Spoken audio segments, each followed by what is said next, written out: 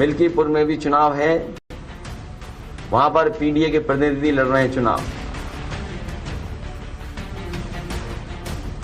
PDA के प्रतिनिधि ही Samajwadi party के प्रत्याशी हैं। उनको अयोध्या का विकास अच्छा नहीं लगता, उनको बांटना अच्छा लगता है। वे जाति के नाम पे बांटेंगे, क्षेत्र के नाम पर बांटेंगे, भाषा के नाम पे बांटेंगे। सच्चाई तो ये है कि मिल्कीपुर में भी इनके पैर उखड़ते हुए नजर आ रहे हैं। भारतीय जनता पार्टी एक रिकॉर्ड मतों से यहाँ पर कमल खिलाएगी।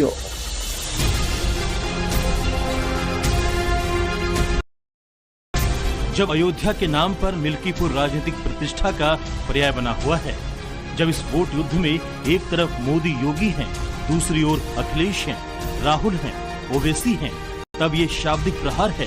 वैसे ही पलटवार भी। उम्मीद है, दावे हैं, विश्वास है और ये भी दो तरफा है। ऐसे में सवाल है कि 6 महीने में अयोध्या के मिल्कीपुर का मूड कितना बदला है। क्या अयोध्या को प्रतिष्ठा से जोड़कर अखिलेश पछता रहे हैं? क्या योगी की सनातनी रणनीति मिल्कीपुर में काम आएगी या अखिलेश, राहुल, ओवैसी के चक्रव्यूह को योगी नहीं भेद पाएंगे? इन सवालों का जवाब जानने के लिए टाइम्स नाउ नवभारत की टीम मिल्कीपुर में ग्राउंड जीरो पर पहुंची। अयोध्या जनपद की मिल्कीपुर सीट पर विधानसभा के उपचुनाव होने वाले हैं, लेकिन ये सिर्फ कोई विधानसभा का उपचुनाव ही नहीं है।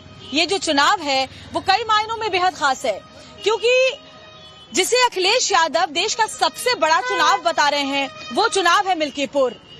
मुख्यमंत्री योगी आदित्यनाथ और पूर्व मुख्यमंत्री अखिलेश यादव के बीच व्यक्तिगत साख की जो लड़ाई है, वो चुनाव है मिल्कीपुर।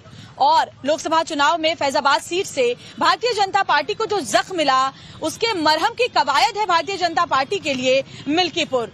यानी एक बहुत बड़ा चुनाव जो सीधे सीधे बीजेपी और एसपी के बीच नाक का सवाल बन गई है, वो चुनाव है मिल्कीपुर।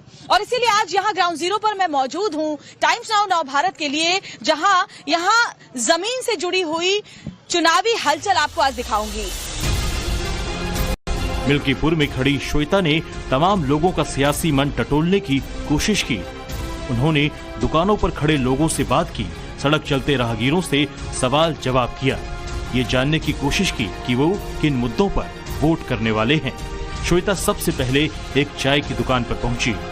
मौजूद है मिल्कीपुर के स्वामीनाथ दुकान में, जो कि पिछले 25 साल से यहाँ पर मौजूद है। कई सारे राजनीतिक बदलाव यहाँ दुकान के जो मालिक हैं उन्होंने देखे हैं। जरा उनसे ये समझने की कोशिश करते हैं कि इस बार का, भैया दुकान तो बहुत चल रही है आपकी, लोग यहाँ समोसे खाने आते हैं। ये बताइए कि इस बार जो उपचुनाव होने वाला है, उसमें क्या लग रहा है आपको, समाजवादी पार्टी या भारतीय जनता पार्टी? नहीं, अब समाजवादी पार्टी। हाँ, यही आगे जाए भैया। आप कस्टमर हैं जी, क्या लग रहा है इस बार उपचुनाव बहुत ही दिलचस्प हो गया है? हाँ, चुनाव फसाद हुई है। तो किसकी जीत, क्या संभावना आपको लग रही है? जीत चंद्रभान पासवान की होगी, भाजपा की होगी। भाजपा की जीत होगी। जब लोकसभा चुनाव हुआ तब भाजपा को बहुत बड़ा झटका यहाँ से लगा था, लेकिन अब इसीलिए जो उपचुनाव हो रहा है वो बहुत बड़ा चुनाव इस बार देखा जा रहा है। भाजपा को झटका इसलिए लगा था कि लोग झूठा रूमर, झूठा अफवाह फैला करके जनता को बदला करके वोट निकाल ले गए हैं। अब ये मंच के ऊपर गंगा लेके कसम खाएंगे, उसके बाद जनता इनके ऊपर विश्वास करने वाली नहीं है। वहाँ से श्वेता आगे बढ़ी तो एक शराफा दुकान पर पहुंची, जहां कुछ लोगों से उन्होंने बात की, जिनका दावा है कि अवधेश प्रसाद पर उनका अहंकार समाजवादी पार्टी पर भारी पड़ेगा। तो अवधेश प्रसाद जी 2 बार यहाँ से विधायक रहे हैं, अपने बेटे को ही उन्होंने चुनावी मैदान में उतारा है। बीजेपी कह रही है परिवारवाद है, जबकि समाजवादी पार्टी कह रही है कि बाहरी को बीजेपी ले आई। अरे इसमें 2-3 लोग नाराज भी हो गए उनकी पार्टी के, जैसे हम लोग पहले भी उनसे जुड़े थे, हम लोग उनसे बहुत नजदीक था, बहुत जुड़े थे। जब यहाँ रोजा अफ्तार करते थे वो बस वही बुलाते थे यहाँ पर 5 नंबर पर, लेकिन जब से वो जीत गए हैं अब की बार, तब से उनका दर्शन दुर्लभ हो गया है। आपका नाम क्या है? हमारा नाम दीनानाथ पांडे। दीनानाथ जी, अवधेश प्रसाद जब तक विधायक थे तब तक काम किया यहाँ विकास के लिए, या सांसद बनने के बाद फिर कुछ यहाँ पर क्या हुआ? जब तक वो विधायक थे तब तक ठीक थे, लेकिन जब से सांसद बने हैं उनका चेहरा देखना मुश्किल हो गया है। वो इतने घमंड में आ गए, अब उनका दर्शन ही दुर्लभ हो गया है। बात तो छोड़ दीजिए वो।